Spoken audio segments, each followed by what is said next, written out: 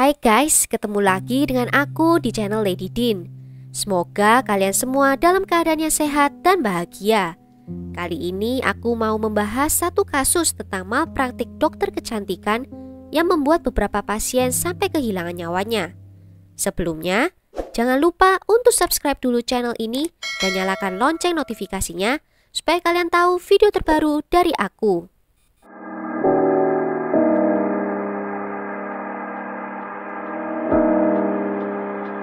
Evita's dead, Andrea.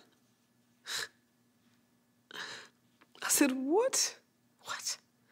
And I looked at Sophie like Sophie was looking at me, and I just said, come. I said, just come. She's like, what? Like, I couldn't express. I was like, what are you saying? What? She goes, Evita is dead. Just like that. I was like, how do I tell my mom? She said that Evita was in Mexico. So I said, it's impossible. Evita is in Los Angeles. Andrea said, Mom, Evita, she died.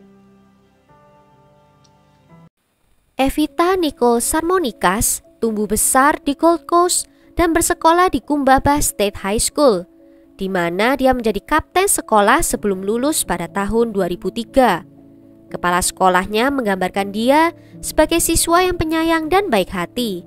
Evita mendapatkan gelar Diploma Teologia di perguruan tinggi dan terlibat aktif dalam pelayanan Gereja Kristen Lifehouse, di mana dia sudah menjadi anggota selama bertahun-tahun. Gadis cantik berusia 29 tahun ini bekerja sebagai resepsionis di kantor real estate LG Hooker. Dia berencana untuk melakukan operasi plastik untuk membesarkan tubuh bagian bawahnya atau pantatnya. Tindakan ini dikenal dengan sebutan Brazilian butt lift, di mana tindakan ini mengambil timbunan lemak dari area lain di tubuh pasien dan menyimpan lemak itu ke daerah pantat sehingga terlihat lebih penuh dan terangkat. Dia terbang ke Meksiko karena biaya operasi di sana lebih murah dibanding di negara asalnya Australia.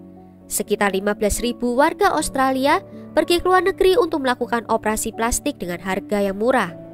Evita berangkat ke Meksiko tanpa memberitahu keluarganya kalau dia akan menjalani tindakan operasi plastik di sana. Sehingga suatu hari saat ibunya mengangkat telepon dan mendengar kabar kalau putrinya meninggal, ibunya menjadi sangat terkejut. Evita berada di Mexicali dekat perbatasan Amerika Serikat dengan pacarnya David Burkett yang sudah dipacarinya selama 6 tahun. Lalu dia menuju ke klinik untuk melakukan operasi kecantikan yang sederhana. Tindakan operasi dilakukan di pusat wisata medis Mexicali. Operasi dilakukan oleh Dr. Victor Ramirez dan rencananya akan memakan waktu sekitar 2 jam. Tetapi Evita tidak pernah bangun lagi karena dia mengalami pendarahan internal di meja operasi. Satu-satunya tim medis yang melakukan otopsi adalah rumah sakit di mana operasi itu dilakukan. Evita adalah seorang wanita yang masih muda dan secara fisik sehat, dan operasi yang dilakukan adalah tindakan yang sederhana dengan risiko yang minimal. Ahli medis di Australia menyatakan, dalam kasus serangan jantung, tubuh muda yang sehat seringkali dapat dihidupkan kembali kalau rumah sakit diperlengkapi dengan peralatan medis dan tim medis yang kompeten. Keluarga mengatakan satu-satunya tanggapan yang mereka terima dari rumah sakit adalah mengatakan kalau Evita telah menandatangani surat pernyataan sebelum operasi yang membebaskan pihak klinik dari tanggung jawab apapun. Pihak rumah sakit mencoba untuk membujuk pacar Evita agar tubuhnya dikremasi agar lebih mudah dibawa untuk pulang ke Australia. Tetapi pihak keluarga bersikeras untuk melakukan otopsi ulang. Kedutaan besar Australia dengan jelas menyatakan tubuh dari Evita dilarang untuk pergi meninggalkan Mexicali atau dikremasi sebelum otopsi yang dilakukan secara independen. Autopsi awal menunjukkan bahwa Evita meninggal karena pembekuan darah yang mengakibatkan serangan jantung. Tetapi hasil autopsi kedua yang dilakukan oleh keluarga secara independen menunjukkan serangkaian informasi yang mencurigakan. Paru-parunya berlubang sebanyak 4 seperti yang dituliskan di laporan autopsinya. Hal ini dikarenakan selang yang digunakan untuk sedot lemak yang didorong melalui otot dan diafragma ke paru-parunya. Hal ini juga yang mendorong Andrea, saudara perempuan dari Evita, untuk pergi ke Meksiko mencari kebenarannya. Keluarga dengan panik berusaha mengumpulkan biaya untuk membawa pulang tubuh Evita serta biaya perjalanannya. Total biaya yang harus dikumpulkan adalah $20.000 dan tidak ada polis asuransi yang bisa mengcovernya. Keluarga mencoba untuk mengumpulkan donasi untuk biaya keberangkatan Andrea dan ibunya. Selama 18 bulan, saudara perempuan Evita berada di Meksiko untuk menemui Dr. Ramirez. Dia meminta dokter untuk bertanggung jawab atas kematian saudaranya dan beberapa korban lainnya. Andrea total menghabiskan 1,5 tahun untuk mencari info tentang keberadaan korban lainnya, menemukan tim hukumnya, dan mendesak pihak berwenang Meksiko untuk bertindak. Dia berhasil membuat tuduhan terhadap Dr. Ramirez, namun dokter mengaku kalau dia tidak bersalah dan terbebas dari segala tuduhan. Dr. Ramirez adalah seorang ahli bedah yang terkenal, kaya, berkuasa, dan berpengaruh.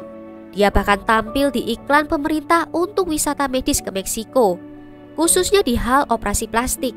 Jadi ketika seorang meninggal di bawah perawatannya, pihak autopsi akan mencantumkan pembekuan darah sebagai penyebabnya, sehingga akan sangat susah untuk pihak polisi bisa menyelidiki kasus itu.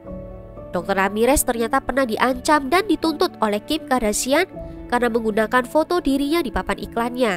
Juga ada banyak tuntutan dari keluarga korban lainnya.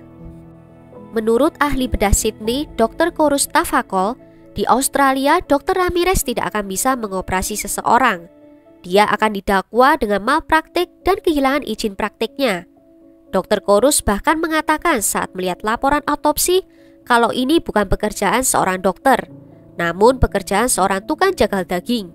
Di Australia, ahli bedah plastik harus lulusan dari sekolah khusus bedah yang memiliki program pelatihan dalam berbagai jenis operasi. Andrea mengatakan kalau saudaranya Evita telah melakukan penelitian tentang Dr. Ramirez dan tidak khawatir tentang prosedur yang akan dijalaninya. Semua terlihat sempurna dan profesional dari video YouTube-nya, halaman websitenya. Bahkan ada beberapa testimonial dari pelanggan sebelumnya yang telah melakukan prosedur bersama Dr. Ramirez. Evita pergi tidur saat dibius dan tidak pernah bangun lagi. Tapi mungkin ini cara yang lebih beruntung dibanding korban lainnya yang ditemukan Andrea. Seorang Amerika bernama Roseanne Falconer, dia juga menjalani sedot lemak sebagai bagian dari prosedur di bawah tangan Ramirez. Dia berhasil keluar dari ruang operasi, namun selama 36 jam berikutnya dihabiskan di rumah sakit dan mengalami kesulitan bernafas. Sampai-sampai harus diberikan obat anti kecemasan sebelum akhirnya meninggal dunia. Sertifikat kematiannya juga mencantumkan pembekuan darah yang menyebabkan serangan jantung sebagai penyebab kematiannya. Begitu pula dengan kasus ketiga yang ditemukan Andrea, seorang gadis lokal yang mengalami hal yang sama. Secara keseluruhan, Andrea menemukan 7 wanita yang menjadi korban malpraktik dari Dr. Ramirez ini. Izin praktik Dr. Ramirez telah dihentikan sampai penyelidikan atas kematian Evita selesai. 2 tahun sebelum kepergiannya, Evita baru saja mengikuti acara pemakaman temannya. Dia lalu mengirimkan pesan teks ke teman baiknya, Jules. Sekarang Jules mengatakan kalau dia sangat terpukul dengan kepergian Evita yang secara tiba-tiba ini. Dia mengatakan, "Saya tidak pernah berpikir saya akan membaca pesan itu dan harus menerima bahwa kamulah yang telah pergi sekarang."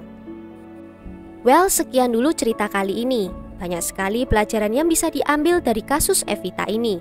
Cintailah tubuhmu seperti yang Tuhan telah berikan dan selalu utamakan keselamatan. Jangan hanya tergiur harga yang lebih murah, namun nyawa yang menjadi resiko. Akhir kata, terima kasih sudah nonton video ini sampai akhir. Sampai jumpa di video berikutnya. Ciao!